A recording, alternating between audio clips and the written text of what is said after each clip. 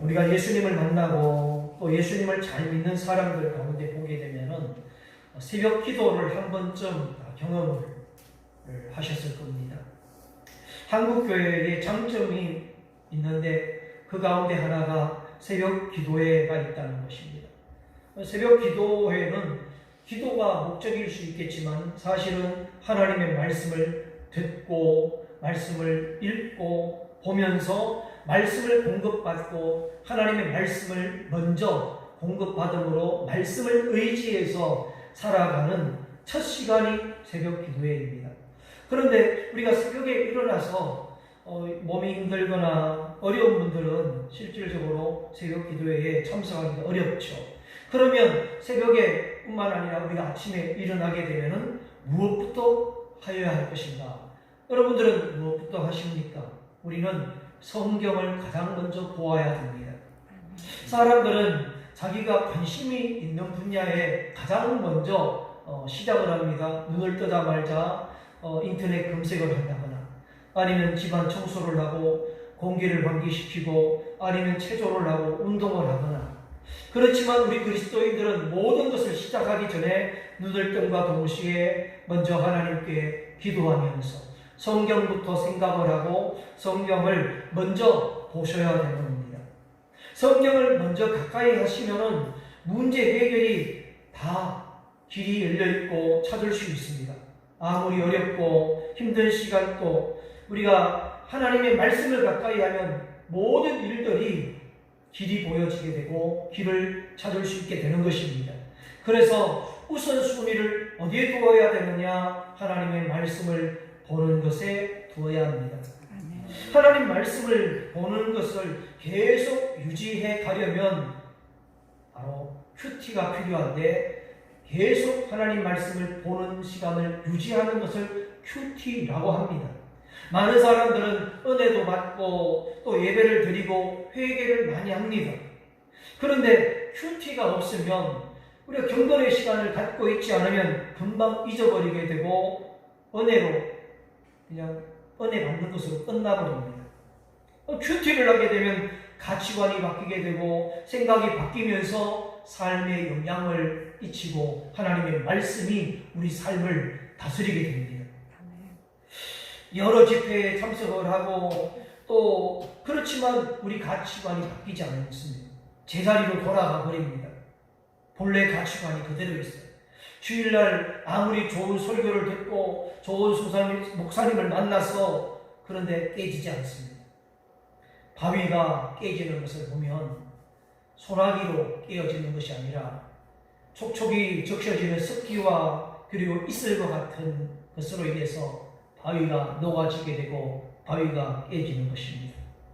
우리의 예수님을 믿고 구원받고 하나님의 자녀가 되는 것은 한 번 예수님을 믿고 영접하면 단번에 하나님의 자녀가 됩니다.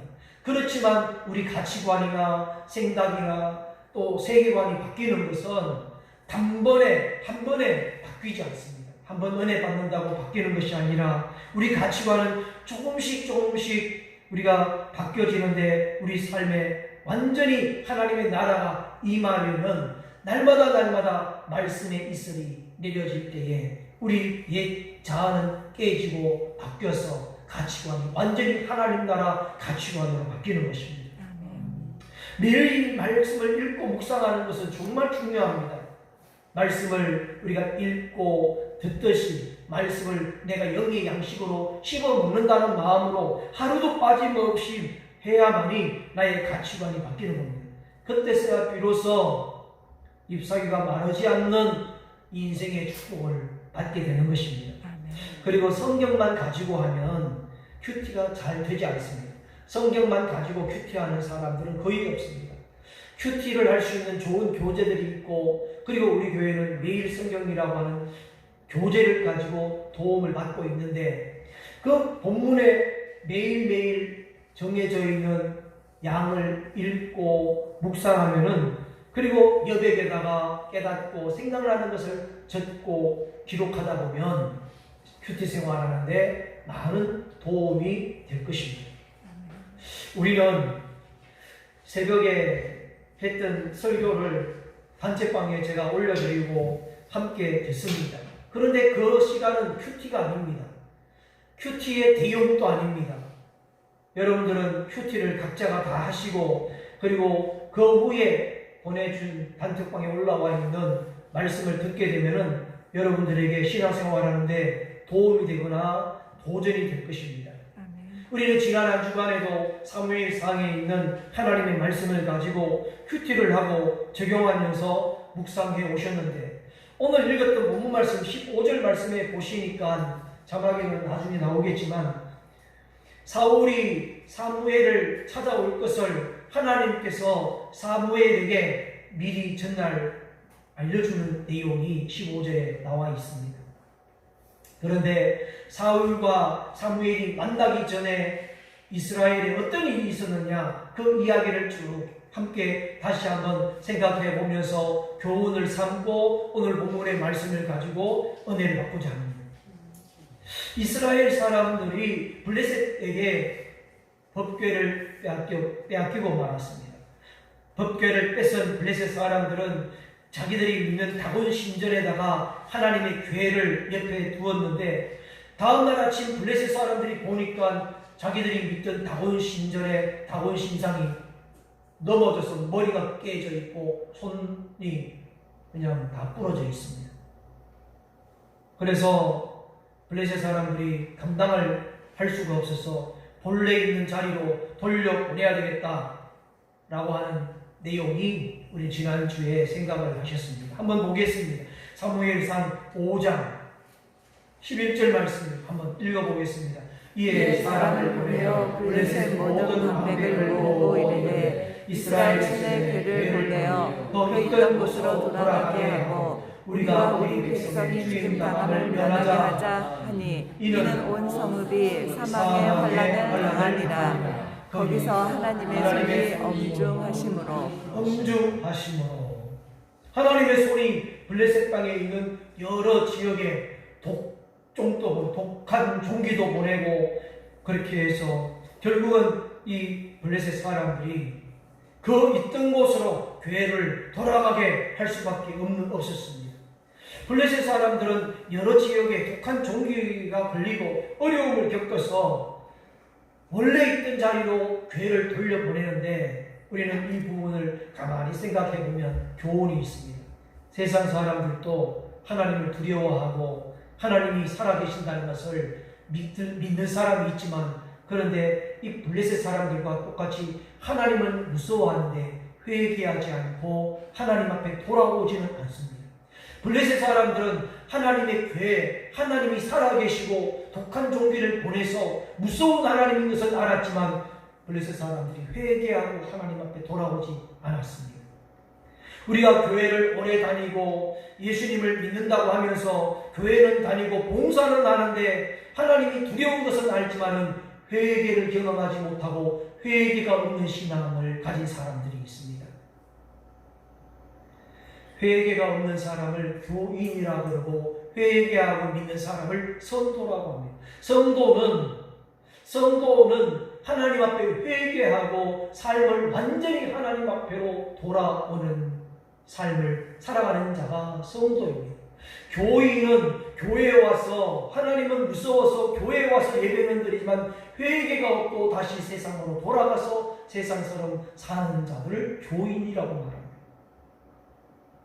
이스라엘 백성들은 하나님께 회개를 하게 됩니다. 회개하기 전에 이스라엘 사람들에게 어떤 일이 있었느냐 하면 하나님의 법궤가 이제 이스라엘로 돌아오는데 베세메스 사람들이 법궤를 이제 들여다보게 됨으로 인해서 사람들이 많이 죽습니다. 호기심을 가졌는지 아니면 궁금해서 하나님의 법궤를 만지거나 들여다보면 안 되는데 들여다봄으로 인해서 많은 사람들이 죽게 됩니다. 그래서 법궤가 이스라엘로 돌아오면서 완전히 돌아오지 못하고 오벳 에돔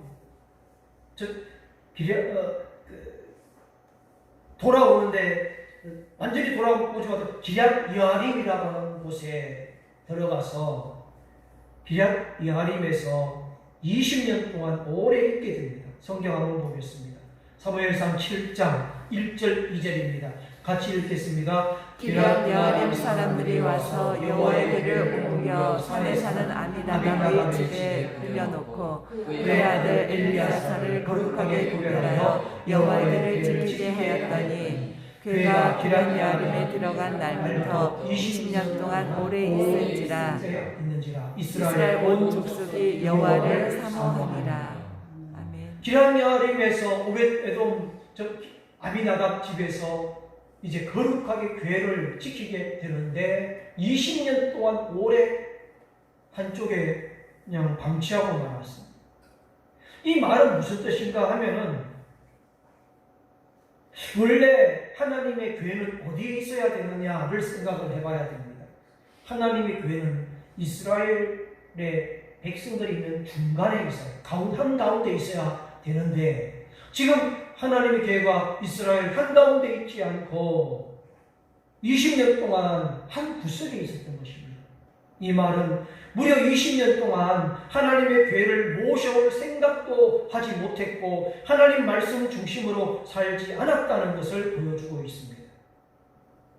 이스라엘 백성들은 하나님의 말씀을 따라서 살고 말씀 중심의 백성들인데 20년 동안 아무 생각 없이 법궤를 한쪽에 방치해놓고 그렇게 살았습니다. 잊어버렸습니다. 그리고 말씀을 다시 보시면 기럇 여아림 사람들은 하나님의 궤를 거룩하게 구별해서 지키고 있는 것을 보게 됩니다. 기럇 여아림 사람들은 하나님의 복을 받았습니다. 하나님은 분명히 무서운 분이신데 그렇지만 무서운 분이 아니라 하나님을 잘 섬기면 반드시 하나님은 복을 주신다는 것입니다. 이스라엘 사람들은 20년 만에 다시 2절 끝부분에 보면은 이스라엘 온 족속이 여호와를 사모하리라 이렇게 말씀했습니다. 하나님을 사모하게 됩니다. 하나님을 사모하는데 어떻게 해야 될지 모르고 있을 때 그때 사무엘 선지자가 그 해답을 알려줍니다. 3절을 읽어보겠습니다. 3절 말씀 같이 읽겠습니다. 사무엘이 이스라엘 온 족속에게 말하여 이르되 만일 너희가 전심으로 여호와께 돌아오거든 이방 신들과 아스타롯을 너희 중에서 제거하고 너희 마음을 여호와께로 향하여 그만을 섬기라. 그리하면 너희를 블레셋 사람의 손에서 건져내시리라. 아멘. 여호와께로 돌아오고 여호와를 사모한다면 하나님께로 돌아와야 되는데 두 가지를 이방 신상을 제거하라. 이방을 끊어내버려라. 그리고 하나님만 섬겨라. 여호와만 섬겨라.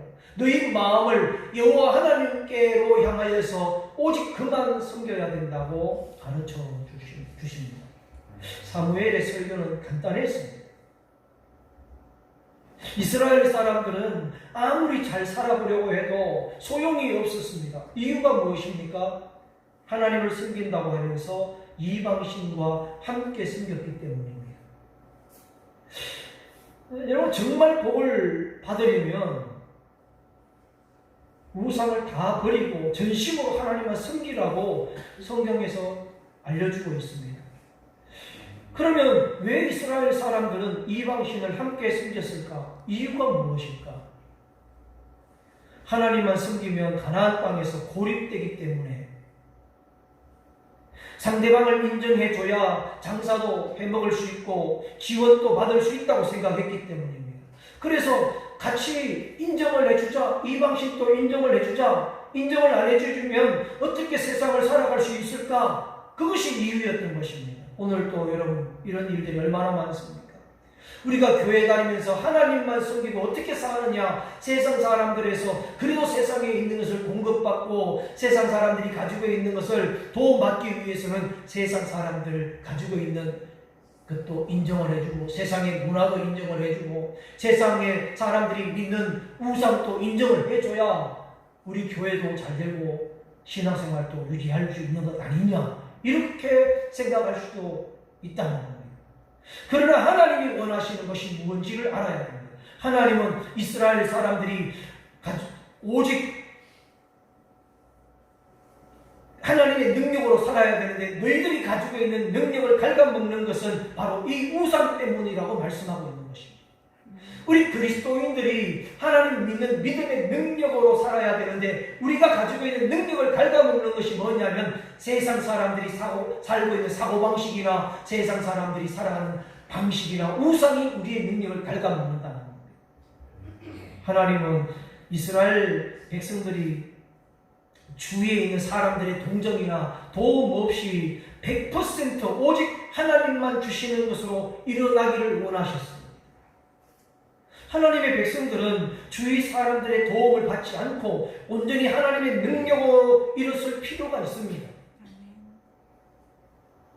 하나님의 백성들은 다른 사람들의 모든 도움을 거절해도 하나님이 우리에게 올 축복을 철저하게 챙겨주신다는 것을 믿으라는 것을 오늘 말씀 통해서 알려주고 있습니다.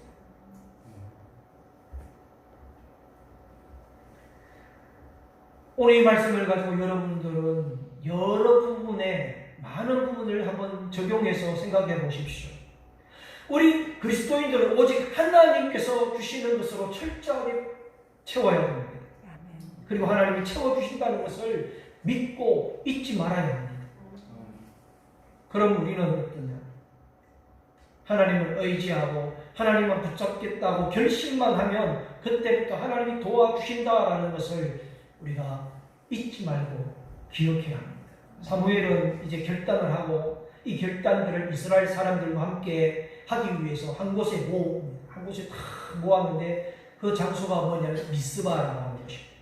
미스바. 그래서 미스바 회개 기도 많이 들어보셨을 것입니다. 미스바 운동. 미스바라고 하는 장소에 사람들이 모였는데 이스라엘 백성들이 모이니까 소문이 퍼져서 블레셋 사람들이 이스라엘 백성들이 모였다는 이야기를 듣고 쳐들어와서 괴롭힙니다. 여러분, 이렇게 회개 운동을 하고 결심을 하면은 마귀는 회개 운동을 방해합니다. 회개 운동을 하지 못하게 회방을 놓습니다. 자, 이스라엘 사람에게 마귀가 회방하는데 블레셋 사람들이 쳐들어왔을 때 방해할 때에 블레셋 사람들이 무슨 상관이 있겠습니까? 이스라엘 사람들의 영적인 회개 운동이고 신앙 운동인데 블레셋 사람하고는 상관이 있겠습니까? 상관이 없습니다. 그런데 블레셋 사람들이 왜 쳐들어왔겠습니까? 이유는 하나입니다. 그 배후에 사탄이 마귀가 조종을 하기 때문에 쳐들어오는 것입니다. 우리가 신앙생활하기 위해 회개 운동을 하고 신앙 운동을 하면 꼭 전혀 상관이 없는 사람들이 비난을 하고 방해를 하고 회방을 합니다. 그러면 그 회방하고 방해하는 무리들이 그 사람들하고 전혀 상관이 없는데 왜 그렇게 비난하고 회방합니까? 그 배후의 사탄이 그들을 조종하고 이용하기 때문에 비난합니다. 우리가 여기서 교훈을 새깁니다. 어떤 사람이 예수님 말씀을 듣고 은혜를 받을 수 있습니다. 그래서 일시적으로 술도 끊고 그리고 사람들을 만나서 친절하게 온유하게 행동을 하다가 완전히 변화된 줄 알았는데 보니까 어느 순간에 과거의 원래 모습대로 술 먹고 또 불친절하고 과거로 돌아갑니다. 왜 그럴까요? 완전히 내 안에 예수님을 주인으로 모시지 않았기 때문입니다. 예수님이 이 말씀을 비유로 드셨죠. 깨끗하게 마음을 청소해 두었는데 쫓겨나갔던 귀신이 돌아다니다가 갈 곳이 없어서 옛날 집으로 와보니까 너무 깨끗한데 주인이 없는 거예요. 그래서 더 많은 귀신들을 데리고 와서 그 마음을 차지했다. 우리 마음이 깨끗해지는 것이 중요한 것이 아니라 그 마음의 주인이 누구인가? 어떤 사람들은 지식을, 어떤 사람들은 돈을, 어떤 사람은 권력을 그 마음에 채웁니다. 그러나 우리는 예수님으로 채워야 합니다. 예수님이 우리 주인입니다. 사무엘은 하나님께 부르짖었습니다. 하나님께 크게 부르짖어 기도할 때에 하나님께서는 기도를 들어주시고 우레를 내리셔서 천둥을 내리셔서 블레셋 사람들을 다 쫓아내십니다. 전쟁에서 이스라엘이 이깁니다. 전쟁에서 블레셋 사람을 쫓아낸 것은 이스라엘 백성들이 아니라 하나님께서 우레를 내리셔서 쫓아내십니다. 우리는 모든 것을 자기 힘으로 다 해결하려고 합니다. 그래서 하나님이 인도하시는 것을 체험하지 못합니다. 내 힘으로 하려 하니 하나님의 은혜를 체험할 수가 없죠. 이스라엘 사람들이 하나님 말씀대로 순종을 해서 모든 우상을 버렸을 때에 블레셋 사람들은 떠나가게 되고 절대로 이스라엘 경내에 들어오지 못하는 겁니다. 이스라엘에 하나님의 평화가 임하는 것입니다. 하나님이 도와주셔서 블레셋이 다 쫓겨나 이스라엘 땅에 평화가 왔습니다. 이스라엘 사람들은 기념비를 세웠어요. 에벤 에셀이라고 해서 여호와께서 여기까지 인도하셨다. 사랑하는 성도 여러분, 하나님은 우리를 돌아보실 때에 우리가 하나님의 나라를 생각하며 우리의 시간들을 돌아볼 때 하나님께서 여기까지 우리를 인도하셨다는 것을 생각할 수 있습니다. 하나님 우리를 여기까지 인도하십니다. 세월이 흘렀습니다. 이렇게 훌륭한 사무엘도 나이를 먹고 늙어지기 시작하며 늙어졌습니다. 사무엘에게는 2명의 아들이 있었는데 이제 사무엘이 혼자 사사로서 일을 다 감당하지 못하니 2 아들에게 보조 사사로 임명을 하고 사사 일을 맡겼습니다. 그런데 이 2 아들이 사무엘에게는 가시였습니다. 가시와 같았습니다. 이익에 눈이 어두워서 뇌물을 받고 재판을 할 때도 불공정하게 행하고 이 2 아들이 문제였습니다. 이 2 아들의 행위가 온전하지 못하므로 이스라엘 원로 장로들이 모여서 2 아들을 핑계 삼아서 사무엘을 찾아왔습니다. 8장 볼까요? 4절 보죠. 같이 한번 와서 어떤 말을 하는지 한번 보겠습니다. 읽습니다. 이스라엘 모든 장로가 모여 라마에 있는 사무엘에게 나아가서 그에게 이르되 보소서 당신은 늙고 당신의 아들들은 당신의 행위를 따르지 아니하니 모든 나라와 같이 우리에게 왕을 세워 우리를 다스리게 하소서 한지라. 당신의 아들을 보니까 신실하지 못합니다. 뇌물 받고 재판도 불공정하게 하고 행위도 바르지 못하니 우리가 당신들의 아들을 위해서 기도하겠습니다. 이렇게 말하지 않고, 여러분, 지도자가 문제가 있고 지도자의 약점이 있으면 더 기도하고 더 지도자를 위해서 기도해야 됩니다. 나라의 지도자가 문제가 있으면 나라의 지도자를 위해서 기도해야 됩니다. 여러분, 목회자가 부족하고 문제가 있으면 기도해야 되는데 오늘 이 이스라엘 장로들은 뭐라고 합니까? 모든 나라와 같이 우리에게 왕을 세워주셔서 왕이 우리를 다스리게 하소서 왕을 세워달라고 말합니다. 사실 하나님은 더 좋은 지도자를 준비하고 계셨습니다. 그런데 이스라엘 사람들은 하나님께 왕을 요구하는 바람에 사울이 먼저 왕이 되는 겁니다. 사람이 먼저 왕을 요구하는 것은 하나님 앞에 죄가 되고 반역이 되는 겁니다. 왜냐하면 이스라엘의 왕은 누굽니까? 하나님이십니다. 하나님이 이스라엘의 왕이신데 왕이 존재하시는데 왕을 세워달라고 하는 것은 왕이신 하나님을 못 믿겠다는 것입니다.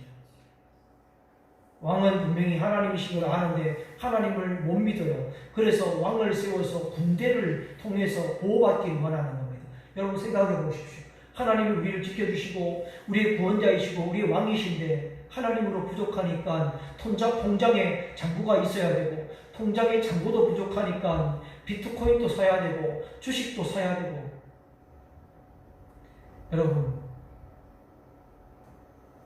우리 성도님들은 그런 게 없어서 너무 감이 없는 것 같아요.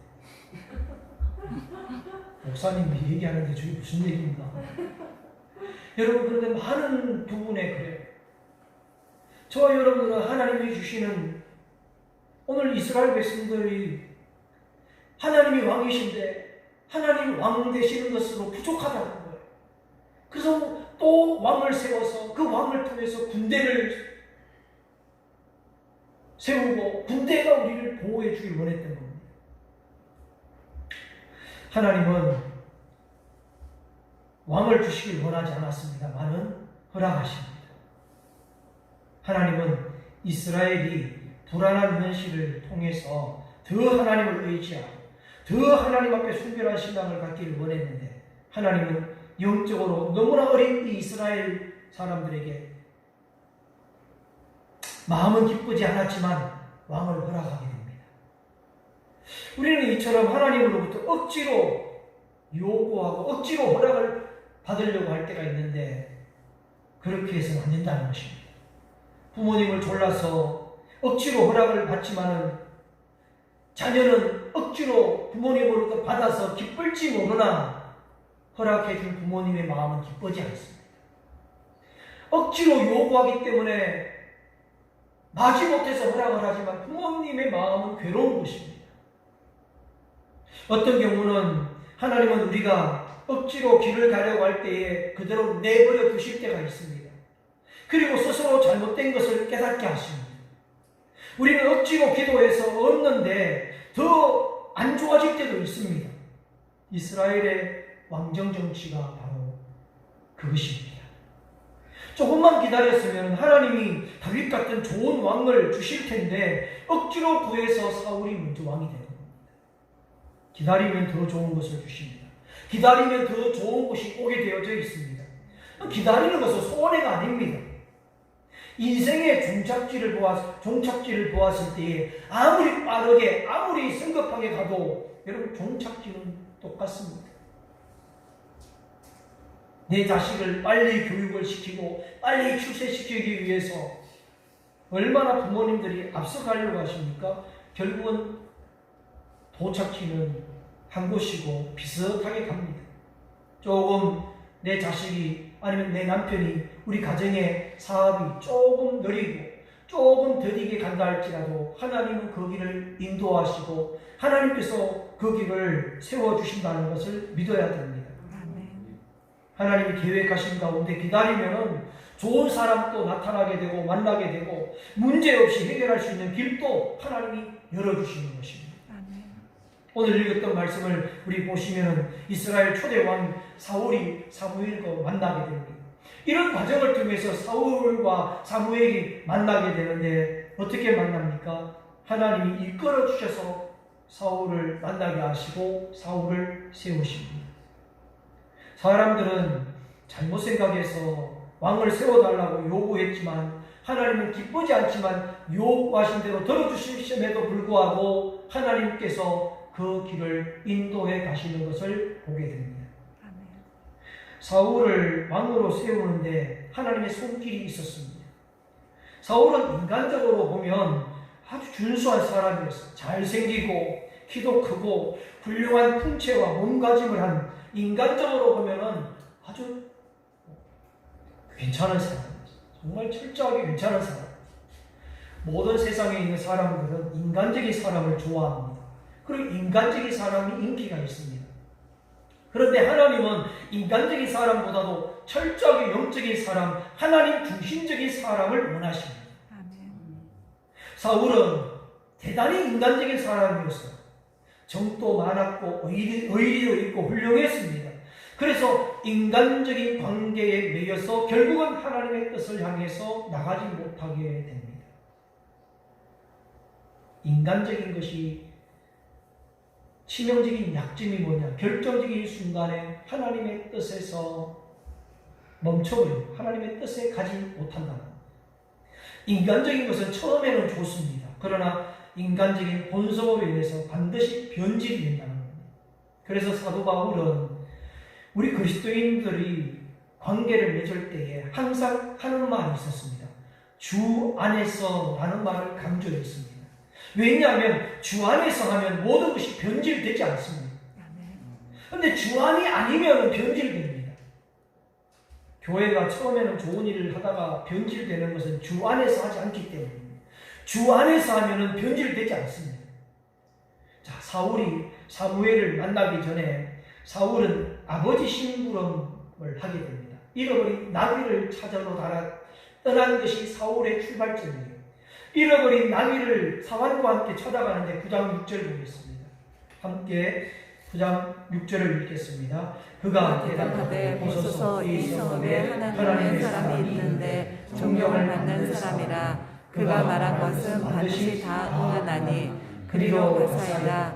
그가 혹 우리가 갈 길을 가르쳐 줄까 하나이다 하는지라. 이게 무슨 말인가 하면 3일을 찾아보니 나귀를 못 찾았습니다. 이제 아버지가 걱정하실 것 같으니 돌아가자라고 하니까 사환이 마지막으로 말하기를 이 근처에 이 성읍에 하나님의 사람이 있는데 만납시다. 만나면 우리 길을 가르쳐 줄지 어떻게 합니까? 가르쳐 줄 것입니다.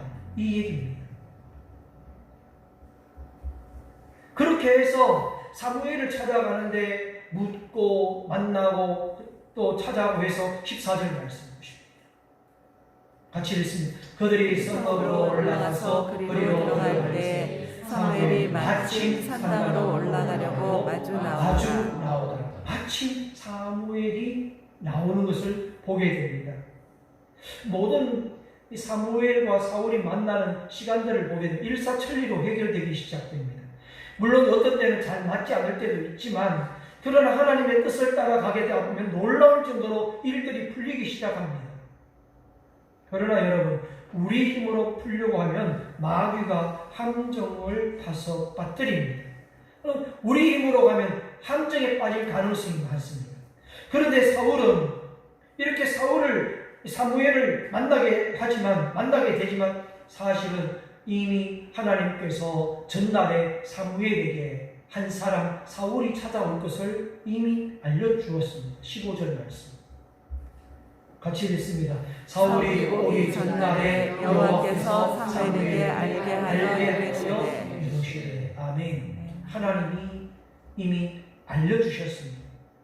하나님은 사울을 세우기 위해서 하나님의 뜻을 세우기 위해서 알려주셨습니다. 16절 말씀에 뭐라고 말씀하셨는지 나와 있습니다. 내일 이맘때쯤 되면 베냐민 땅에서 한 사람이 올 것이다. 내가 보낼 것이다. 이스라엘의 지도자로 삼아라 하고 이렇게 사울을 세울 계획을 미리 알려주셨어요. 사울은 열심히 나귀를 찾았지만 나귀를 못 찾았습니다.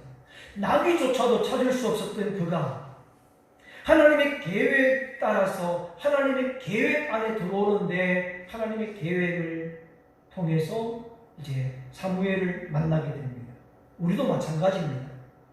우리가 하나님 말씀 안에 들어올 때에 하나님의 뜻과 계획 안에서 이루어지는 것입니다. 열심히 살아보지만 되지 않을 때가 얼마나 많습니까? 잃어버린 물질을 찾기 위해서, 물질을 회복하기 위해서, 나귀를 찾기 위해서 열심히 땀 흘리고 수고하지만 하나님의 계획에서 빗나갔을 때는 찾을 수가 없습니다. 그러나 하나님의 계획 안에 있을 때는 일사천리로 해결되는 것을 알 수 있습니다. 저와 여러분의 존재가 바로 그런 존재, 하나님의 계획 아래 있을 때에, 말씀 안에 있을 때에 일사천리로 이루어질 것입니다. 그러면 하나님께서 사무엘에게 미리 알려주신 이유가 뭡니까? 한 사람이 온다는 것을 왜 미리 알려주셨을까요? 하나님은 사람을 통해서 놀라운 일을 하십니다.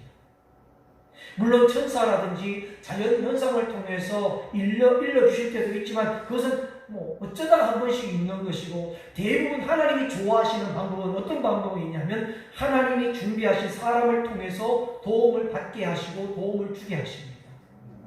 그래서 하나님은 두 가지를 먼저 하십니다. 어떤 일을 하시느냐 하면 첫 번째는 하나님은 다른 사람의 말을 듣는 훈련을 시킴으로 인해서 겸손을 배우게 하십니다.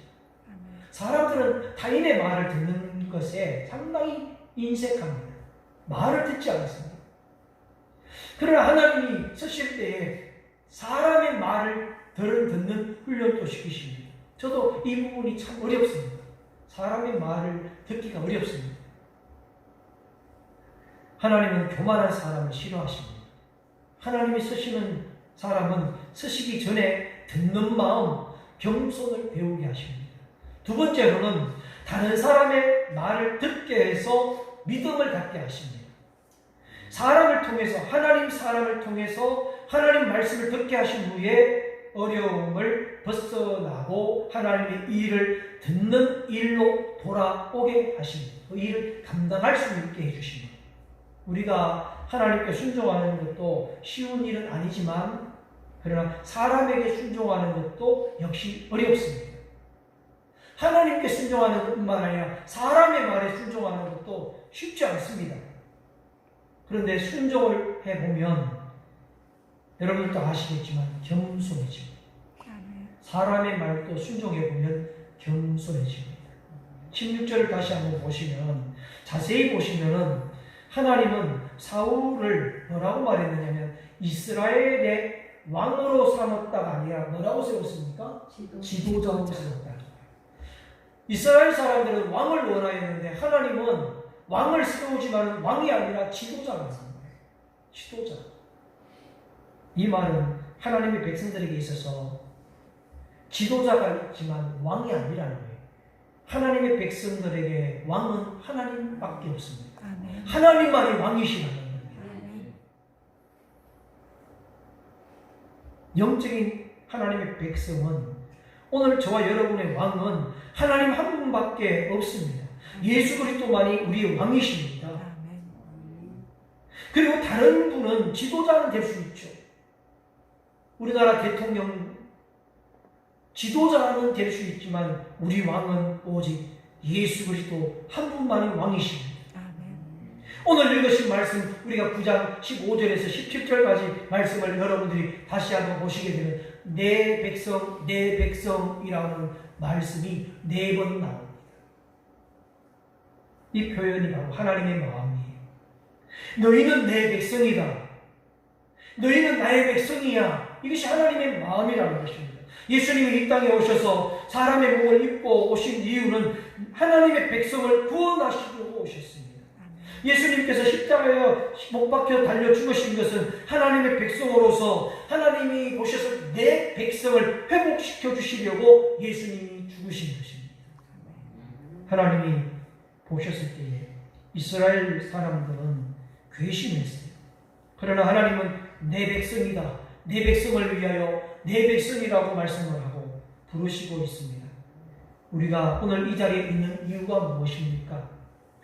여러분들이 왜 이 자리에 있습니까? 하나님이 부르신 하나님의 백성이기 때문입니다. 하나님 말씀하십니다. 너는 내 백성이야. 내가 너를 책임진다. 두려워하지 마. 염려하지 마라. 내가 너를 지키고 너를 보호할 자다. 여러분, 오늘 이 음성이 저와 여러분들에게 들려지고 저와 여러분들의 마음속에 하나님의 백성이야. 하나님의 백성으로 하나님의 보호를 받아. 하나님이 나를 지켜주시오 라고 하는 이 믿음으로 담대하게 승리할 수 있기를 예수님의 이름으로 축복합니다. 우리 찬송가 292장으로 한번 보겠습니다.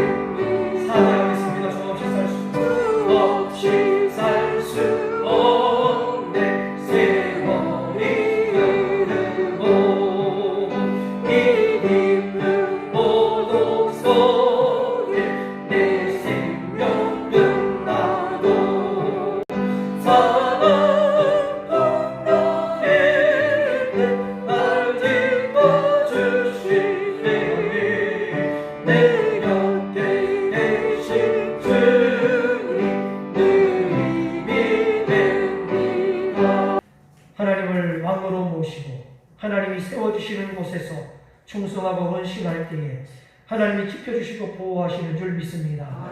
하나님이 말씀하시길 내 백성이라고 하셨습니다. 주님, 예수님의 십자가에 흘리신 보혈의 피로 하나님의 백성으로 우리를 회복시켜 주셨습니다. 한 주간 동안 믿음으로 승리할 수 있도록 도와주시옵소서. 지켜주실 줄 믿습니다. 지금은 세상 끝날까지 우리를 버리지 아니하시고 함께 하시는 성자 예수 그리스도의 은혜와 우리를 사랑하시사 독생자를 십자가에 죽기까지 우리를 사랑하신 하나님 아버지의 사랑하심과 성령님의 감동하심과 역사하심과 이끌어 주심, 머리 숙인 우리 성도들 머리 위에, 우리 성도들 가정과 사업장과 직장 위에, 우리 주사랑교회 위에 영원히 함께 하시기를 간절히 축원하옵나이다.